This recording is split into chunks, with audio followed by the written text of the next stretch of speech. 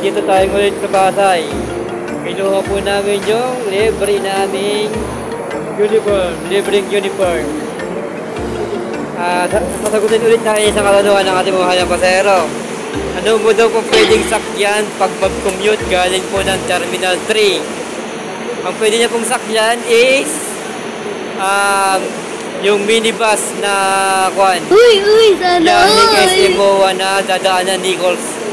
Kailangan nyo pong lumabas ng Terminal 3 para makasakay po kayo doon. Kailangan nyo pong lumabas ng Terminal 3 para makasakay po kayo doon. Pero ang pinaka-the best po is mag-grab na lang po kayo para hindi na po kayo maglakad. Yung sasakyan nyo po kasi na yun na biyaheng SMO, paglabas nyo po doon, dadaan na po yun ng terminal ng 5 star. Bababa na lang po kayo sa mismong tapat ng 5 star.